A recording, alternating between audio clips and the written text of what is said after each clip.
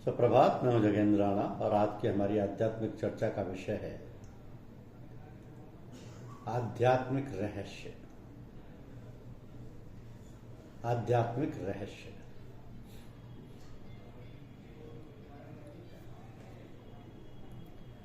शास्त्रों में आया कि शब्द ही ब्रह्म है। ईश्वर का स्वरूप प्रकाशवान व तेजोमयी है। इस आधार पर कुछ लोग शब्द सुनने पर ध्यान कराते हैं, कुछ गुरु को ईश्वर मानकर उनके तेजोमय स्वरूप अर्थात प्रकाश पर ध्यान कराते हैं। दोनों पद्धतियां ठीक है। शब्द पर ध्यान कराने वालों को भी प्रकाश दिखता है और प्रकाश पर ध्यान कराने वालों को भी आगे चलकर शब्द सुनाई पड़ता है।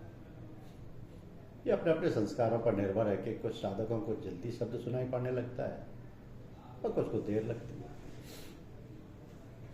यही बात प्रकाश के संबंध में भी लागू है, परंतु इस देरी से निराश होने की आवश्यकता नहीं है। सदैव यह याद रखो कि ध्यान हमारा लक्ष्य नहीं। ये केवल लक्ष्य तक पहुंचने का एक साधन मात्र है। अब बहुत से साधक ध्यान को ही सबको समझने की भूल कर बैठते हैं।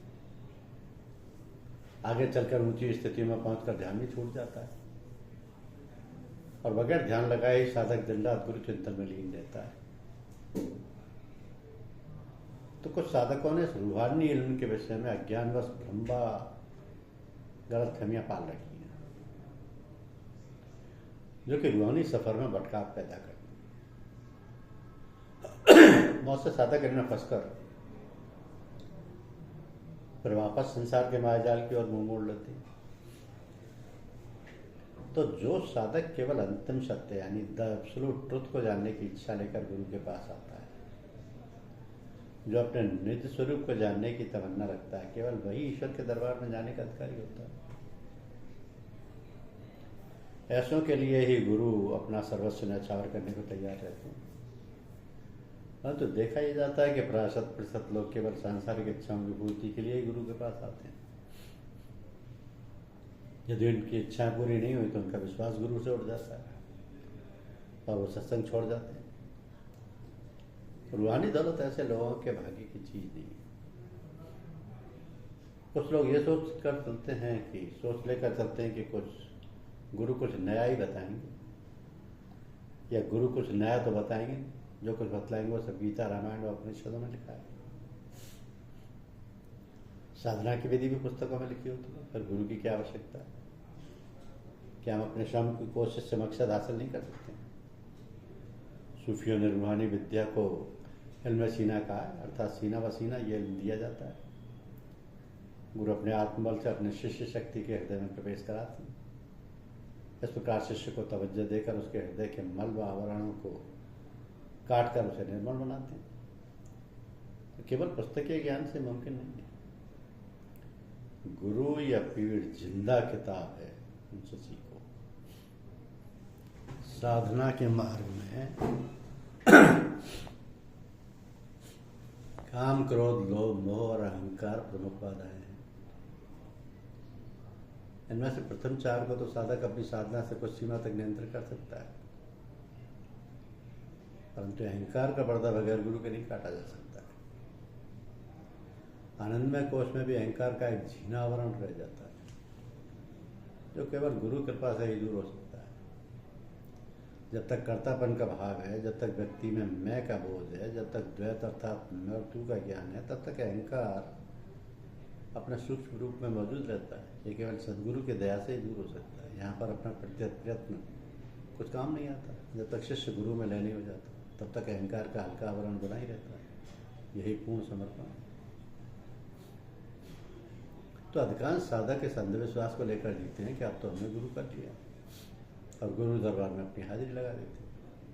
अब हमें कुछ नहीं करना, गुरु ही हमें मोक्ष दिलाएंगे, इसी जन्म में हमारी मुक्ति हो जाएगी। साधकों का ऐसे भ्रम नहीं पालना चाहिए। केवल हाजिरी लगा देने से कुछ भी हासिल नहीं होने वाला है। तो स्कूल में चपरासी जीवन भर अपनी हाजिरी दर्ज कराता रहता है, परंतु विद्या उसके हाथ नहीं आती। वहीं दूसरी ओर गुरु से शिक्षा प्राप्त कर विद्यार्थी ऊंचे ओहदों पर पहुंच जाते हैं। तो साधक को निज कृपा करनी होगी उसे पूर्ण रूप से मुमुक्ष बनना होगा, उसे परम सत्य को जानने की उत्कट इच्छा जागृत करनी होगी।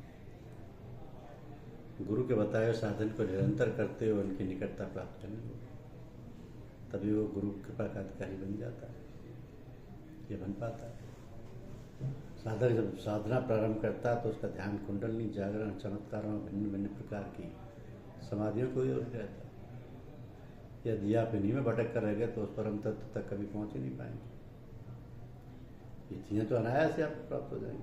हमारे यहाँ की साधना शैली में गुरु शिष्य की आंखों पर पट्टी बांध कर आगे ले चलते हैं,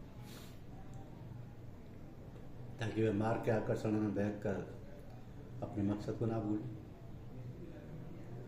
तो साधक ये भूल जाते हैं कि साधना प्रेम की साधना है, ये साधना प्रेम की साधना है। ये विशुद्ध प्रेम योग है। गुरु का प्रेम ही वो दर्जा जो शिष्य को आगे बढ़ाता है। तो शिष्य का प्रथम कर्तव्य है कि वह अपने सद्गुरु से प्रेम का नाता जोड़े और उस प्रेम डोर को दृढ़ करे।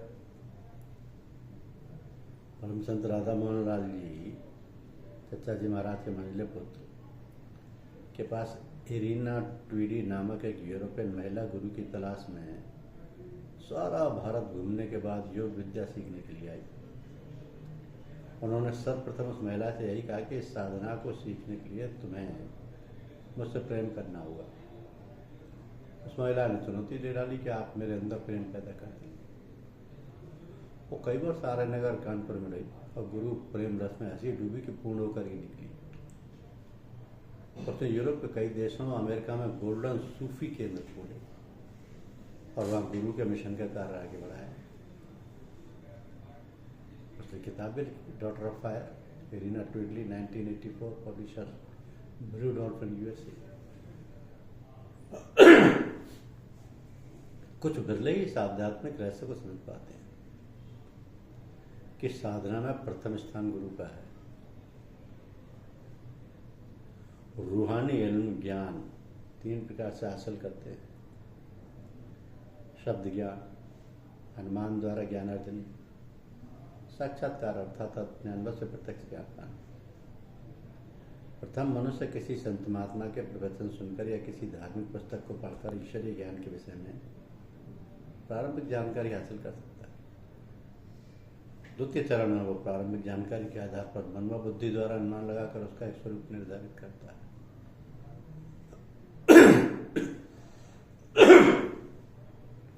परंतु ये सभी ज्ञान अधूरे हैं,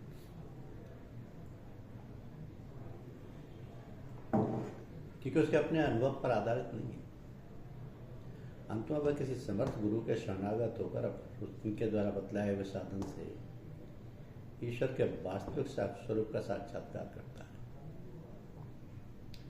और ईश्वरीय शक्ति एवं उसकी सत्ता का अनुभव करता है। कहते हैं, रहीमन बात अगम्य की कहन सुनन की नाय, जे जाने ते कहे नहीं, कहे तो जानत नाय। जिसने गुरु के शरणागत होकर पूर्ण ज्ञान प्राप्त कर लिया है वो गुम व खामोश हो जाता है और अद्वैतम की धारणा पर कोई प्रभाव नहीं डालता। कहूँ मैं किस तरह, मैंने उस महफिल में क्या देखा है, जवां जब काट ली है तब किया है राजधाम मुझको। तो मनुष्य एक स्थूल शरीरधारी प्राणी है, परमात्मा को कोई स्थूल स्वरूप नहीं है, वो अत्यंत सूक्ष्म शक्ति मात्र है। ऐसे में दोनों का मिलन कैसे संभव है? आज के भोगवादी संस्कृति के युग में उसकी शक्तियां क्षीण हो चुकी हैं। आज के मनुष्य में पूर्वजों की तरह कठिन परिश्रम, जब तप आदि करने की शक्ति नहीं है। ऐसे में केवल सदगुरु के शरणागत होकर ही पार लगा जा सकता है। गुरु मनुष्य एवं ईश्वर के बीच की कड़ी है, हमारे बीच रहता हुआ, स्थूल लोकों से मिला हुआ है और साथ ही साथ सूक्ष्म लोकों में विचरण करता हुआ ईश्वर की शक्ति एवं सत्ता का साक्षात्कार भी करता रहता है। ऐसे व्यक्ति से संबंध बनाकर हमें उससे शक्ति पूजा प्राप्त करनी चाहिए, तभी हमारा कल्याण संभव है। कहा जाता है कि कबीर साहब ने हिंदुओं में व हजरत बहाउद्दीन साहब ने मुस्लिमों में गुरु भक्ति की भावना को दृढ़ किया। इन संतों ने उपदेश दिया कि तुम्हें कुछ नहीं करना है, सिर्फ अपने पीर से मोहब्बत का रिश्ता जोड़ो और अपने को उनके आश्रय छोड़ दो। गुरु को अपने हृदय में बसा लेने से इस भवसागर को पार किया जा सकता है। ठीक ही कहा गया कि जा पल दर्शन साधका तापल की बलिहार, संतनाम रसना बसे कीजिए जन्म सुधार। सब कुछ गुरु के पास है, पाइए अपने भाग्य, सेवक मन का प्यार है रहे चरण में लाल। गुरु की आज्ञा मान लें सब कार्य सिद्ध हुए, गुरु की आज्ञा मान लें सब कार्य सिद्ध हुए। अमर अभय पद पाइए काल न व्यापे को। तो साधक का अपने गुरु से मोहब्बत का रिश्ता जितना मजबूत होता जाता है, उतना ही वह अदम व फना की अवस्थाओं को प्राप्त होता है। अदम शिष्य पर आने वाली वो हालत है जब प्रेम के जज्जू में उसे ना अपनी सुध रहती है ना गुरु की, और फना वो हालत है जब उसका अहम भाव पूरी तरह नष्ट होकर उसका अस्तित्व गुरु में विलीन हो जाए, गुरु व शिष्य एक हो जाए। तो समर्थ गुरु का दर्शन होना हर एक के भाग्य की चीज नहीं है, यह जन्म जन्मांतर के पुण्यों का फल होता है। केवल कुछ भाग्यशालियों को ही प्रारंभ से ही समर्थ गुरु का समीपत्व नसीब होता है, अन्यथा लोग गुरु बदलते रहते हैं। एक साधक के लिए सदगुरु की पहचान करना बहुत कठिन कार्य है, परंतु कुछ ऐसे लक्षण हैं जिनसे पहचान की जा सकती है। जिस व्यक्ति के पास बैठने से मन को शांति मिलती हो, विचारों का प्रवाह रुक जाए, मन में उठते हुए संकल्प विकल्प ठहर जाए, जिसके सामने बैठने से मन स्वतः ईश्वर आराधना में लग जाए, जो हर समय गुरु ध्यान में लीन होकर अपने गुरु से तद्रूपता प्राप्त कर ले, जो बाहर भीतर एक जैसा हो, ऐसा व्यक्ति सदगुरु कहलाने का अधिकारी है। तो गुरुओं की भी श्रेणियाँ होती हैं, हर श्रेणी के गुरु का कार्य अलग अलग होता है। गुरुओं का उनके कार्य योग्यता शक्ति आदि के आधार पर इन श्रेणियों में बांटा जा सकता है। पहला पीर अर्थात प्रारंभिक गुरु, इनका कार्य केवल इतना ही है कि मनुष्य के इरादे को आध्यात्मिक दिशा की ओर मोड़, उसे रास्ता बता दे, आगे उसे सफलता मिलती है नहीं, इससे न कोई सरोकार नहीं। ये केवल वाणी से मौके को उपदेश देते, ये हृदय से हृदय को शिक्षा नहीं दे सकते। आंतरिक सत्संग कराना इनका कर्तव्य नहीं है, इनका कार्य केवल कर्मकांड सिखाकर मनुष्य को ईश्वर को ओर लगाना है। फिर कर्मकांड की साधना भी व्यर्थ नहीं हो जाती। यदि चाह पर लगन सच्ची है तो ईश्वर कृपा से मार्गदर्शन मिल जाता है, हम अपने लक्ष्य तक पहुंच सकते हैं। परंतु बिना मार्गदर्शक के इसमें भी बहुत समय लगता है। इसके आगे मनोमय कोषना सदगुरु की आवश्यकता होती है। उपासना के साधन तभी सफल होते हैं जब हम गुरु के सम्मुख बैठें और वो अपनी तवज्जो से शिष्य को ऊपर उठाएं। यहाँ पर वाणी द्वारा उपदेश को महत्व नहीं दिया जाता है, सीने व सीने शिक्षा दी जाती है। ऐसे सदगुरु की भी कुछ श्रेणियाँ। तो गुरु हैं चार प्रकार के अपने अपने अंग, गुरु पारस दीपक गुरु मलिया गुरु गुरु धन। पारस गुरु को, पारस को छूने से लोहा स्वर्ण में बदल जाता है।